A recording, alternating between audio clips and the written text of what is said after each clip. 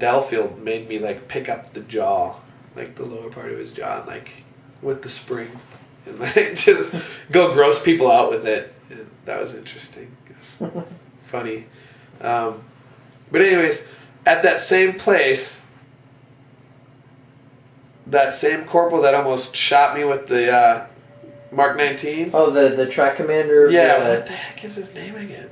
Sedgwick or something. Sedgwick? No, something Wick. I can't remember it. Anyways, I as a fresh Lance Corporal at that time, because you just got promoted. I got promoted on the highway to Baghdad. I almost convinced him. Southwick, that's his name. 100% sure. Corporal Southwick. I almost convinced him. Like he was like, I should throw a grenade off of this ledge into the water. And I almost convinced him that it was a good idea. And then as he was about to do it, I walked away so that I wouldn't be any part of it. And someone, I think one of the corporals, it was either my team leader or my squad leader, asked where Southwick was. I was like, I think he's about to throw a grenade into the river. I don't know if that's such a good idea. And they like went running out there like, no, you can't do that. Like they went and stopped him. But I'm an instigator, so I just, Yeah. Lance Corporal don't know. Yeah, I remember you saying earlier in the deployment, you convinced one of the Lance Corporals why he didn't want to go on the raid. Yeah. You were in this place. Yeah, and I remember actually during that part of the interview, you said the same thing. You were the instigator. So. Yeah. I've always kind of been an instigator. It's fun though. Yeah, especially if somebody else is getting in trouble for something that you... Yeah. Yeah. So at this time, I mean, what was was there anything else at the water treatment plant other than this kind of body and finding more pieces of them? And... I think we were securing it so that we could get it back going again.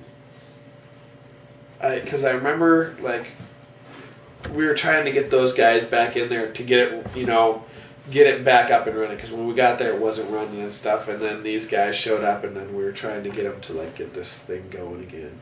But that was a very short stay there, and then from there, we made a couple of other brief stops in different parts of Baghdad. We did some more patrolling. Nothing that was real, it didn't really stick out in my mind. But then we ended up out in the desert for those 4 days, like over Easter. It was either 4 or 5 days. I think it was supposed to be 4 days, and we ended up staying an extra day. And this was just kind of like a decompression time for the company, or was this the entire battalion?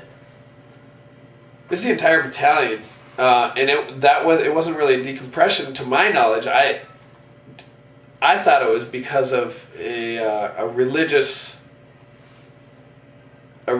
thing that was going down in Karbala where we were headed. They hadn't been able to do it for like 20 or 30 years. And now was the first time they were able to do whatever this was. Like it's like a march through the city, 100,000 people, whatever, and like we just didn't go in because of that. Like it wouldn't have been, good for us to go in there and interrupt this thing. So that went down. Sat out in the desert for 4 or 5 days. Sat around doing what Marines do when we're out in the desert with nothing to do: play cards, throw rocks, and sleep. Tell stories, learn about each other, I guess. That's where I learned how to play spades. There was plenty of time for that because we only had one guy. I mean, it was real good. It was real good for us as far as decompression went. I guess that was the best way you could put that is we really were able to decompress there. Because up until that point, it was 2 months of training in Kuwait, which wasn't a lot of fun. It was a lot of NBC training, hikes. Yeah.